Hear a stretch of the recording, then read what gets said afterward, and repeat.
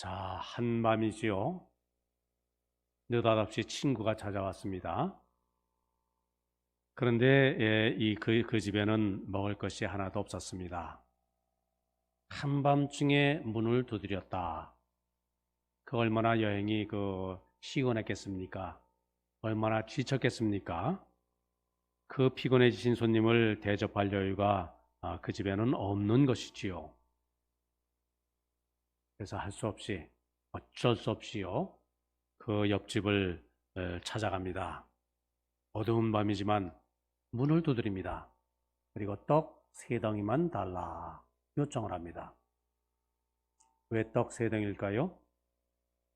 한 덩이는 지금 한밤중에 이렇게 찾아오느라 지친 친구를 위해서, 또 하나는 같이 마주 앉아서 손님을 대접하는 이 주인이 그러니까 먹는 것이 아니라 먹어주는 것이지요. 그리고 또 한 덩이지, 나머지 한 덩어리는 이제 여분이 있으니까 좀 여유 있게 안심하고 먹어라. 그런 손님의 마음을 좀 배려하는 그 여유를 주는 그러한 전시용입니다. 당시 이스라엘은 그 가옥 구조를 보면은 거의 대부분이 단칸방이었습니다. 방 하나, 그것뿐 아니지요. 염소, 닭과 같은 가축도 집안에 함께 재우는 그것이 생활 습관이었습니다. 한밤중에 떡을 찾으려 이렇게 일어나려면은 아이들이 깹니다. 가축들 울어댑니다. 한밤중에 평화가 깨어지고 말지요. 그러므로 저녁에 이제 문을 닫으면은 아침까지 그 집은 문을 열지를 않습니다. 아주 중요한 일이 아니면은 문을 두드리지도 않고요. 왜요? 그건 큰 실례니까. 그리고 열어주지도 않고. 자, 그런데도 이 사람은 이웃집 문을 두드린 겁니다. 떡을 좀 빌려달라 간청합니다. 자, 여기서 예수님의 이 비유 안에 담겨 있는 교훈이 무엇일까?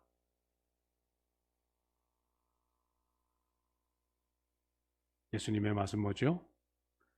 헛됨을 인하여는 주지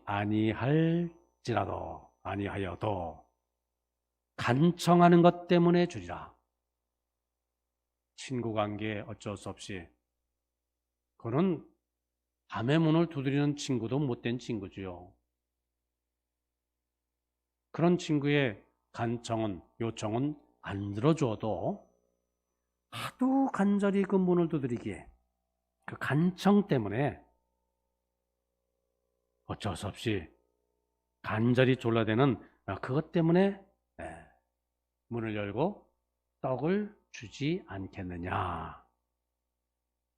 그리고 예수님은 우리가 기도드릴 때 그런 자세로 기도드리기를 우리에게 요청을 하고 계신 것이죠. 원하시는 것입니다.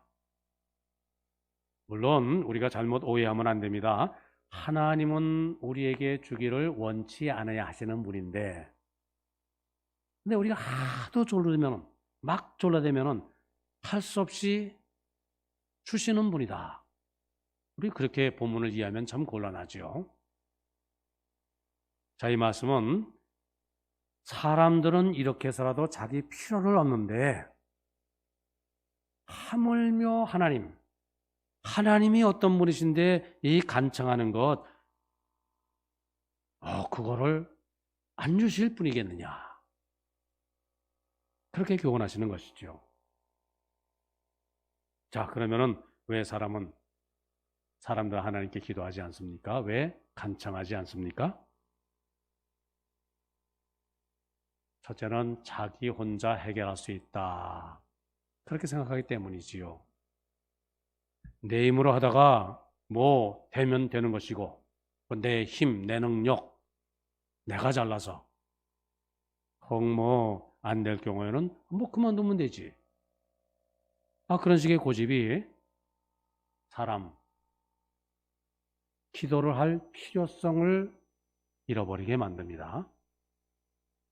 둘째, 너무나 생각이 많기 때문에. 곰곰이 생각해 보니까 내가 이런 기도를 드려도 될까? 이런 기도를 드린다고 하나님께서 정말 응답해 주실까? 이것이 바른 기도일까? 예전에 실제로 성경 공부 시간에요, 이렇게 얘기하시는 분이 계셔서 함께 다 같이 웃은 적이 있는데, 자기 딸이 대학 시험을 앞에 두고 있어요. 그 엄마의 심정으로는 대학에 꼭 합격하게 해달라? 기도를 안 할 수가 없지요. 그렇게 간절히 기도하고 그렇게 1년을 지나가는데 말이죠, 한 번은 조금 좀 이상한 생각이 들더래요.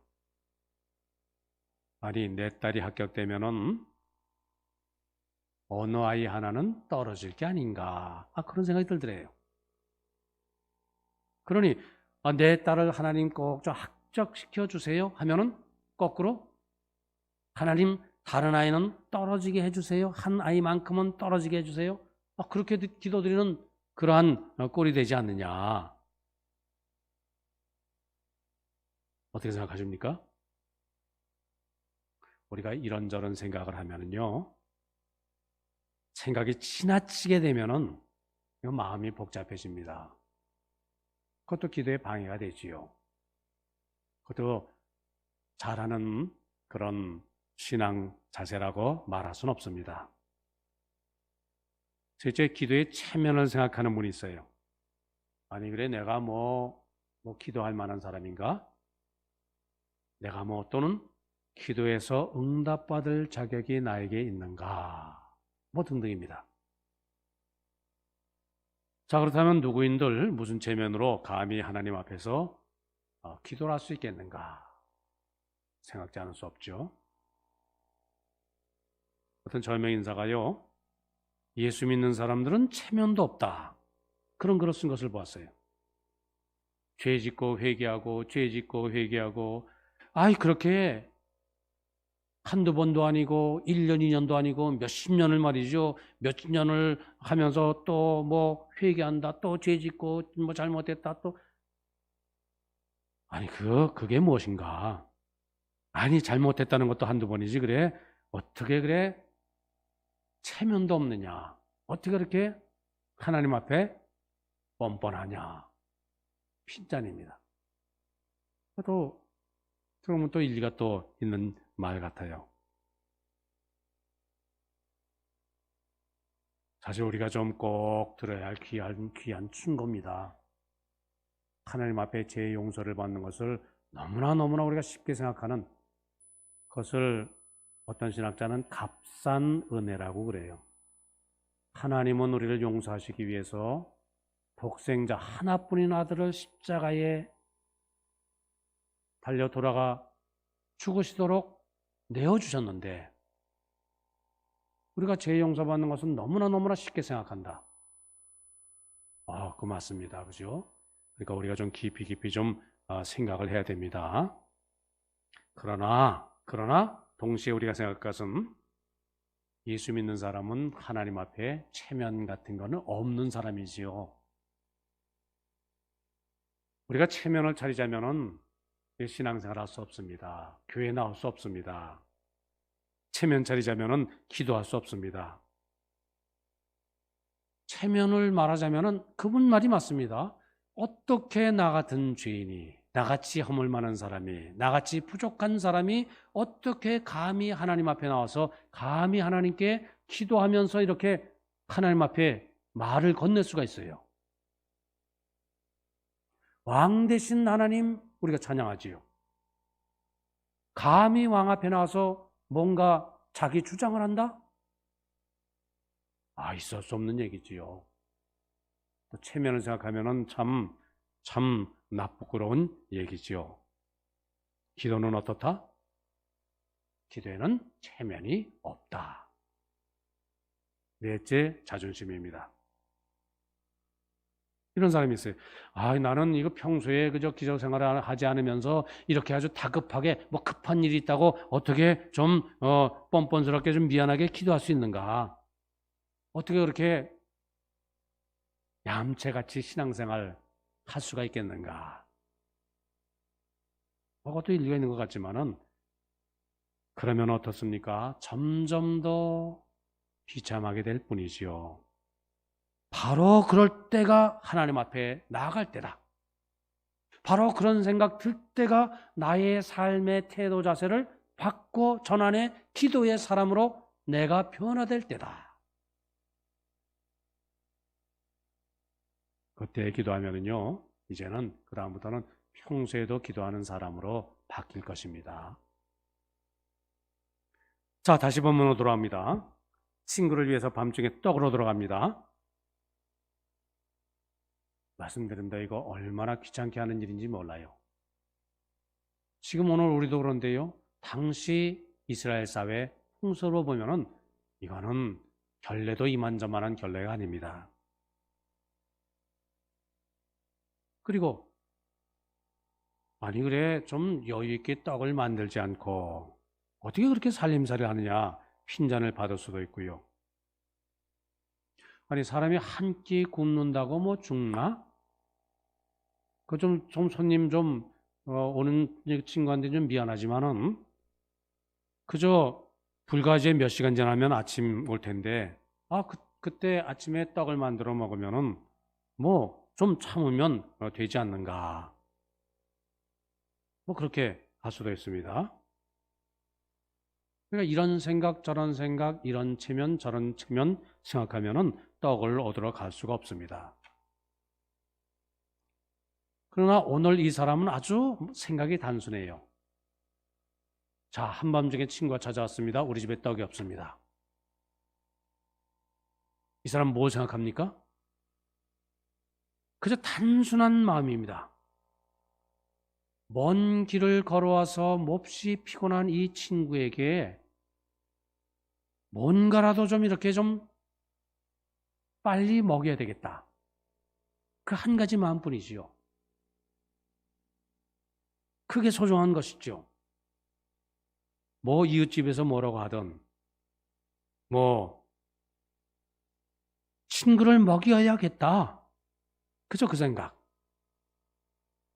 그러니까 친구의 배고픔이 가장 이 지금 상황 속에서 가장 우선되는 것이다. 이것을 생각한 것이죠.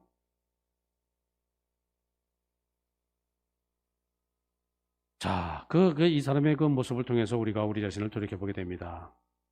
자, 우리는 정말 내가 내 문제 해결을 위해서 내 가정에 다급한 일이 생길 때 그것을 해결받기 위해서 내가 전심전력을 하지만은 기도도 열심을 기울이지만 정말 남에게 베풀기 위해서 남에게 뭔가 주기 위해서 그렇게 다급한 간절한 마음을 가져본 적이 있느냐? 참 우리 자신을 돌이켜보게 하는 비유입니다. 예를 들자면 이런 거지요.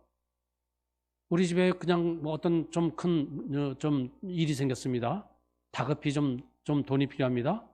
그러면은 빚을 내서라도 그 문제를 해결을 합니다. 그런데 우리가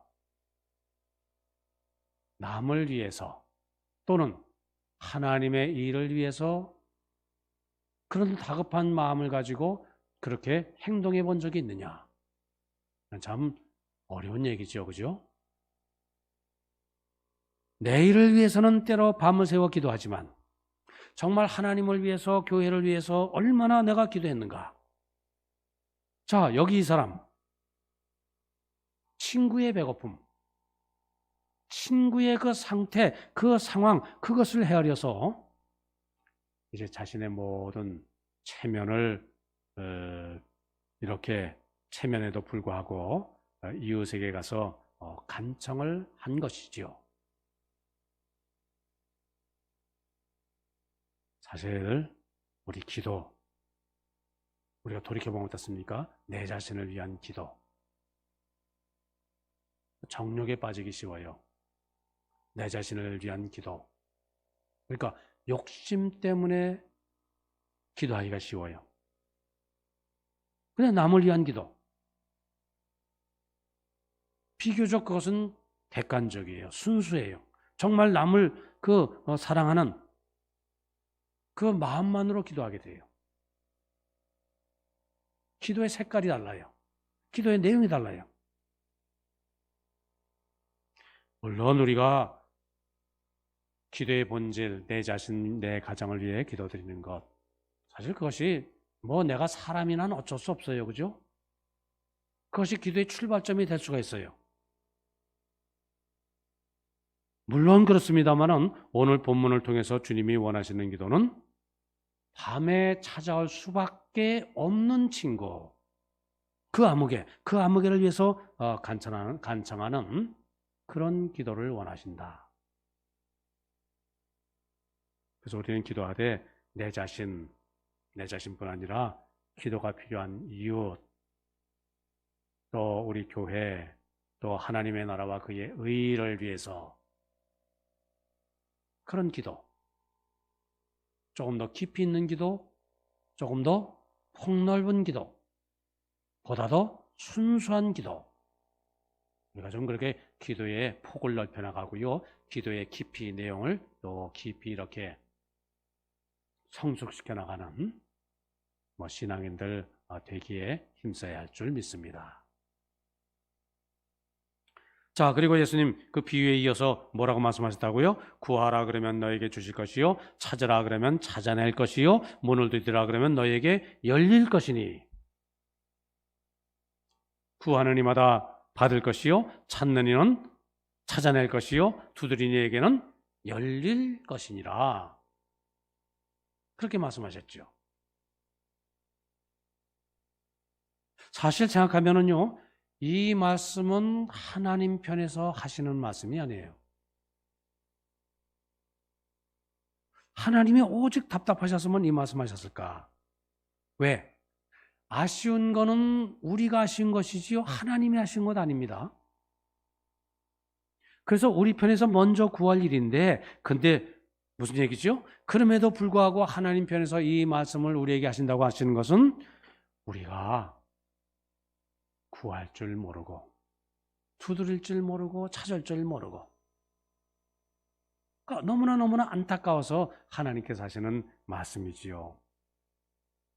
하나님 편에서 오히려 우리에게 애원하시는 하나님, 우리가 하나님께 간절히 애원을 해야 할 텐데 거꾸로지요. 사람에게 애원하시는 하나님, 주시기 위해서 뭐라고 말씀하세요? 구하라. 못 받는 사람도 답답하지만요, 주시지 못하는 하나님은 더 괴롭다. 그런 말씀인지 모르겠습니다. 어떤 분은 이렇게 말하는 사람도 있어요. 너희가 구하기 전에 너희에게 있어야 할 것을 하나님 너희 아버지께서 알지 않습니까? 물론이지요. 우리가 구하지 않아도 다 아시지요. 우리가 무엇이 필요한. 그러나 하나님은 구하지 않는 자에게 주시지 않는다. 구하지 않는 자에게 주면은요, 그것이 귀한 줄을 몰라요. 하나님의 은혜인 줄을 몰라요. 복인 줄을 몰라요. 그리고 구하지 않으면 받지도 못하고요. 못 받는 책임은 하나님께 있는 것이 아니라 구하지 않는 우리 자신에게 있다. 그래서 예수님께서는 구하라 그렇게 말씀하시는 것이죠. 제발 구하기만 해라. 사정하시는 주님, 부탁하시는 주님. 거꾸로 되었지요. 그러면 주시겠다.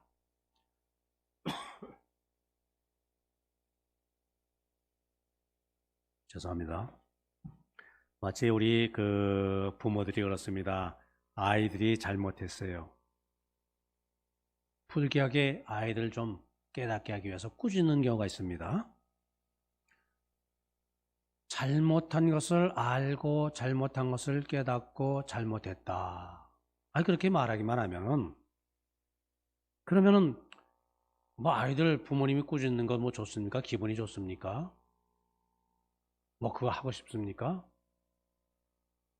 그래서 아이들이 그것을 알고 그렇게 뉘우치면은 그저 참 좋겠는데 끝까지 그 한마디 그 하지 않는 녀석이 있지요.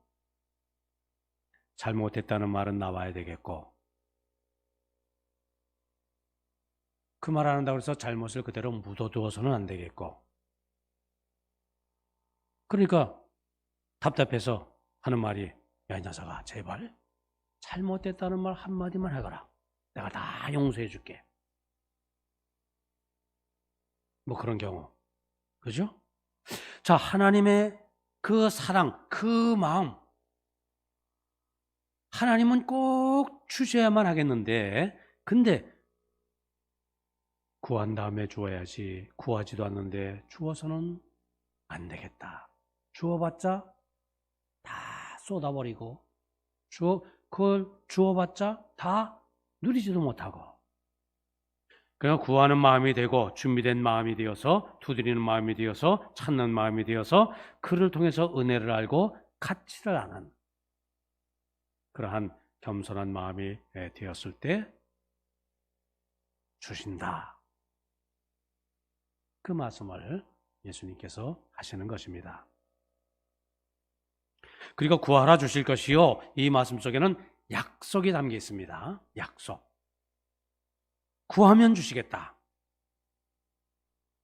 우리는 그 약속의 허락을 미리 받고 구하는 겁니다.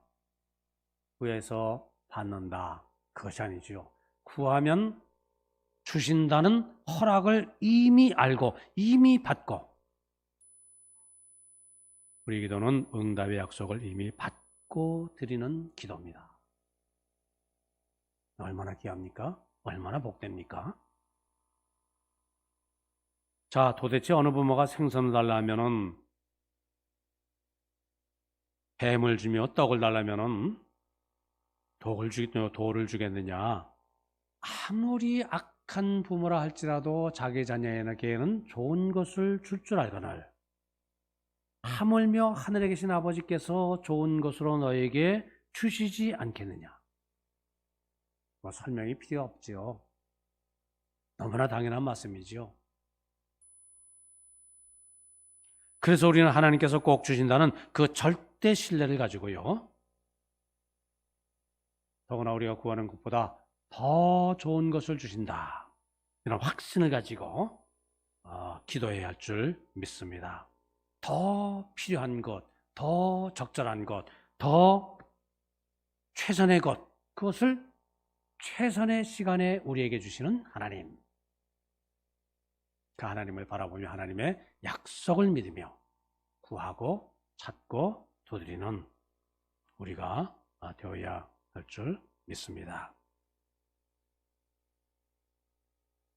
그런 얘기가 있어요. 그 유대인의 그 잠언 탈무드란 책에 보면은 한 랍비의 재미있는 얘기가 나옵니다. 어떤 랍비가 이제 당나귀를 타고 혼자 여행을 갑니다.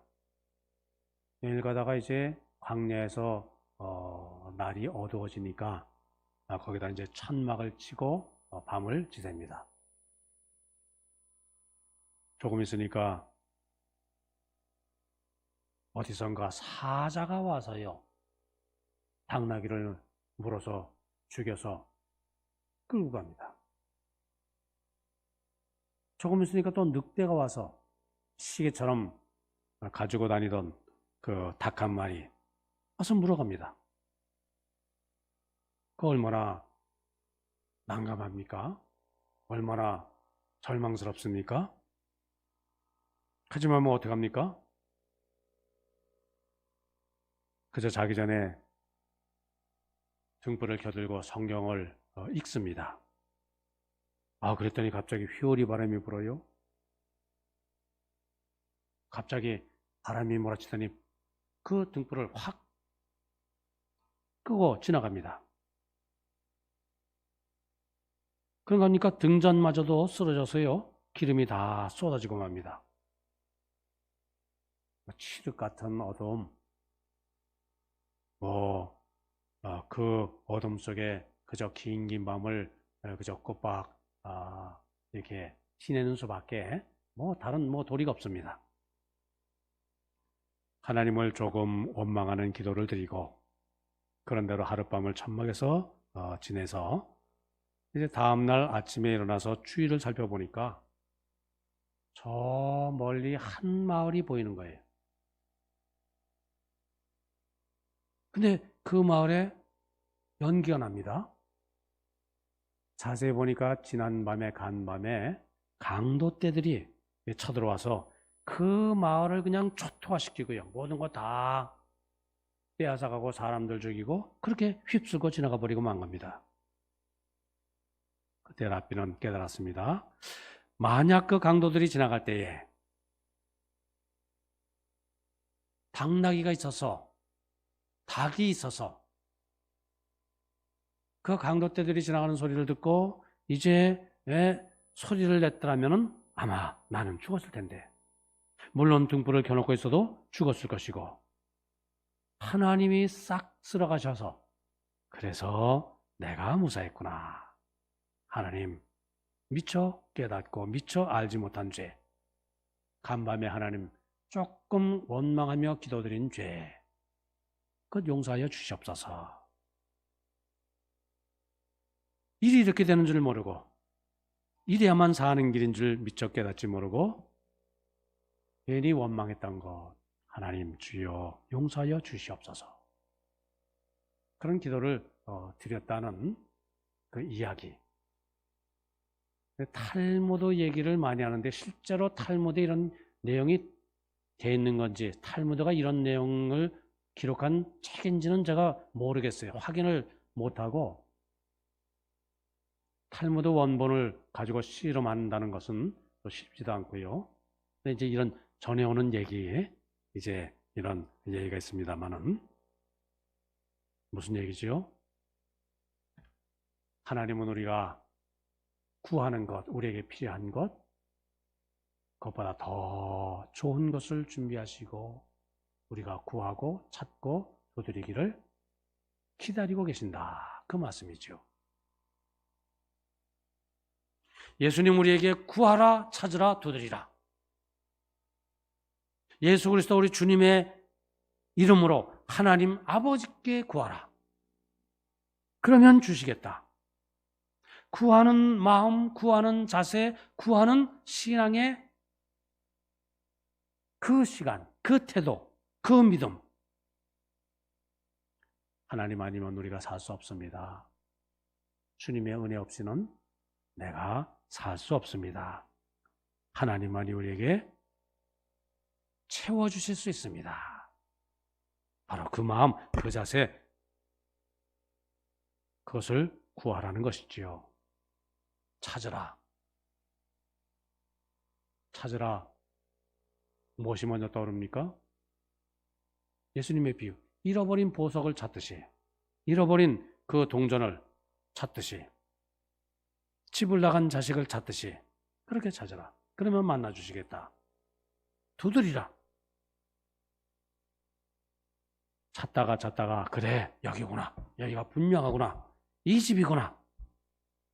그래, 여기다. 이 교회다. 자, 그러면은 어떻게? 열릴 때까지 두드리라.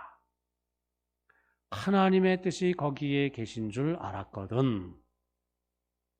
하나님께서 열어주실 때까지 두드리라. 그러면 열릴 것이라 말씀하십니다. 우리 하나님 결코 인색한 분이 아니시죠. 언제나 더 좋은 것을 우리에게 주시기를 기뻐하시는 하나님.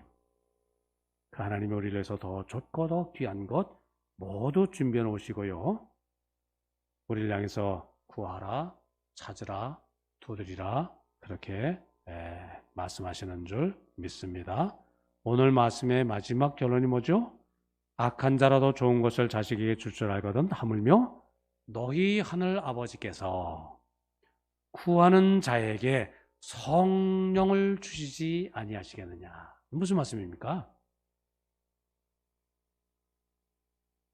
우리는 떡을 구할 수가 있습니다. 우리는 양식을 구할 수도 있어요. 우리는 평강을 구할 수도 있습니다. 그런데 하나님은 결국 그 모든 것을 뛰어넘는 가장 큰 기도의 응답, 성령을 주신다. 성령은 어떤 분이세요? 우리가 마땅히 빌 바를 알지 못하지만은 말할 수 없는 탄식으로 우리를 위해서 대신 간구하시는 성령. 로마서 8장 말씀이지요. 우리가 구하는 것 이상 그 넘어 더 귀한 것, 복된 것까지 우리에게 채워주시는 하나님. 문제는 어딨다고요? 구하지 못하고 찾지 못하고 두드리지 못하는 게으른 우리에게 있다. 자, 우리가 이렇게 지금 교회 함께 모여서 신앙생활하기가 힘들고요. 우리 금요 심야 기도회, 또 구역 예배, 또 새벽 기도에도 우리가 각기 개인 기도드립니다만은 예전보다는 꽤 많이 모일 수 없는 그런 여러 가지 상황, 어려운 여건이지만은 그 가운데서도 우리 구하고 찾고 두드리시는 우리 성도님들 다 되시기를 바랍니다.